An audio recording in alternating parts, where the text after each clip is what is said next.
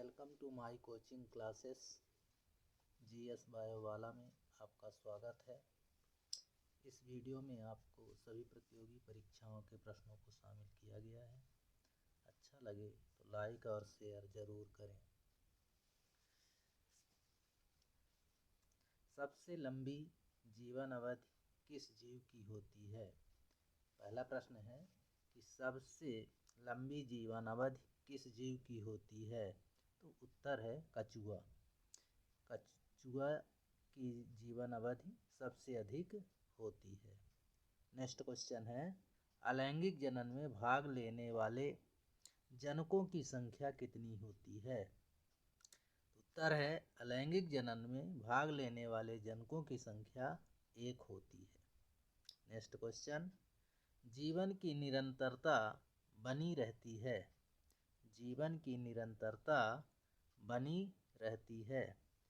इसका उत्तर है जनन के कारण, अर्थात रिप्रोडक्शन के कारण ही इस संसार में जीवों की निरंतरता बनी रहती है। नेक्स्ट क्वेश्चन, निषेचन के बाद ओवरी किसमें परिवर्तित हो जाती है? निषेचन के बाद ओवरी किसमें परिवर्तित हो जाती है? निषेचन के बाद ओवरी जो है वो फल में परिवर्तित हो जाती है, अर्थात ओवरी अर्थ अंडाशय से सीधे फल का निर्माण सत्फल कहलाता है। नेक्स्ट क्वेश्चन है, बीजांड से किसका निर्माण होता है? बीजांड से किसका निर्माण होता है? उत्तर है बीजांड से बीज का निर्माण होता है। नेक्स्ट क्वेश्चन, सजीव प्रजक जंतु हैं। सजीव प्रजक जंतु हैं। उत्तर है स्तनी वर्ग। स्तनी वर्ग सजीव प्रजक जंतु हैं। नेक्स्ट क्वेश्चन, प्रत्येक जीव की होना निश्चित है। प्रत्येक जीव की होना निश्चित है। उत्तर है मृत्यु। मृत्यु सभी जीवों को एक दिन मृत्यु को प्राप्त होना निश्चित है। नेक्स्ट क्वेश्चन, किन जीवों को अमर जीव कहा जाता है?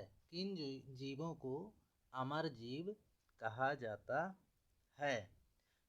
उत्तर है एक कोशिकी जीवों को अमर जीव कहा जाता है। नेक्स्ट क्वेश्चन, क्लोन द्वारा कृत्रिम रूप से प्रयोगशाला में पैदा की जाने वाली जंतुओं का नाम? उत्तर है डाली। यह डाली जो है भेड़ प्रजाति का है और फ्रास्टी यह सुअर प्रजाति का है। इन्हें कृत्रिम रूप से प्रयोगशाला में निर्मित किया गया है, तैयार किया गया है। नेक्स्ट क्वेश्चन है, ब्रायोफाइटा एवं टिरिडोफाइटा में निषेचन के लिए किसकी आवश्यकता होती है? ब्रायोफाइटा और टिरिडोफाइटा में निषेचन के लिए किसकी आवश्यकता होती है? इसका उत्तर है जल की। नेक्स्ट क्वेश्चन, मेल एवं फीमेल गैमीट का जन्नांग एक जीव में हो तो क्या कहलाता है? मेल और फीमेल जन्नांग जब एक ही जीव में हो तो क्या कहलाता है? तो जब मेल और फीमेल जब एक ही जीव में होता है उसे द्विलिंगी एनिमल या द्विलिंगी प्लांट के नाम से जाना जाता है। नेक्स्ट क्वेश्चन, स्लीपर जंतु किसे कहते हैं? स्लीपर जंतु किसे कहते हैं? स्लीपर जंतु पैरामीशियम को कहा जाता है। यह एक कोशिकीय जीव है। नेक्स्ट क्वेश्चन, लैंगिक जनन में कितने जीव भाग लेते हैं? लैंगिक जनन में कितने जीव भाग लेते हैं?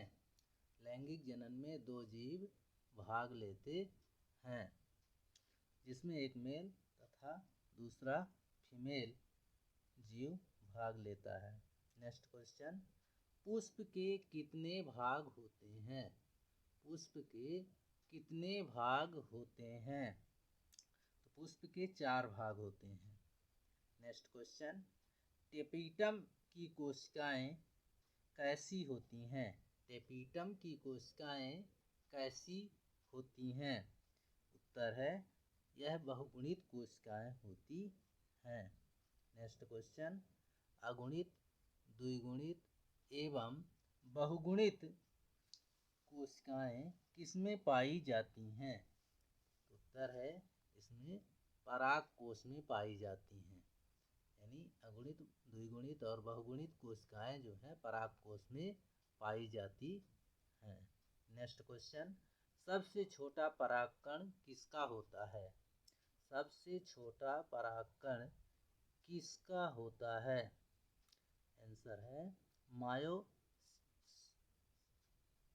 मायोसेटिन एल्पिस्टम का। मायोसेटिन एल्पिस्टम का सबसे छोटा परागकण होता है। नेक्स्ट क्वेश्चन, सबसे बड़ा परागकण किस पौधे का होता है? उत्तर है मीराबिलस जलापा का सबसे बड़ा परागकण होता है। नेक्स्ट क्वेश्चन, परागकोश के बाह्यचोल में कौन सा रसायन पाया जाता है? परागकोश के बाह्यचोल में स्पोरोपोलेनिन नामक रसायन पाया जाता है। नेक्स्ट क्वेश्चन है, परागकण का अध्ययन क्या कहलाता है? परागकण का अध्ययन क्या कहलाता है? उत्तर है पेलिनोलॉजी। पेलिनोलॉजी के अंतर्गत परागकणों का अध्ययन किया जाता है। नेक्स्ट क्वेश्चन, सबसे कठोर पादपकाय पदार्थ किसे कहा गया है? सबसे कठोर पादपकाय पदार्थ किसे कहा गया है? उत्तर स्पोरोपोलेनिन को सबसे कठोर पादपकाय कहा गया है। नेक्स्ट क्वेश्चन, सबसे कठोर जंतुकाय पदार्थ किसे कहा गया है? सबसे कठोर जंतुकाय पदार्थ इनेमल को कहा गया है। जो जबड़े जिसमें दांत का इनेमल होता है वह सबसे मजबूत, सबसे कठोर कहा जाता है। नेक्स्ट क्वेश्चन, परागकणों को भंडारित करने के लिए किस गैस की आवश्यकता होती है? परागकणों को भंडारित करने के लिए किस गैस की आवश्यकता होती है? उत्तर है नाइट्रोजन गैस। नेक्स्ट क्वेश्चन, बिना निषेचन के भ्रूण का विकास क्या कहलाता है? बिना निषेचन के भ्रूण का विकास क्या कहलाता है? उत्तर है अनिषेक जनन। धन्यवाद।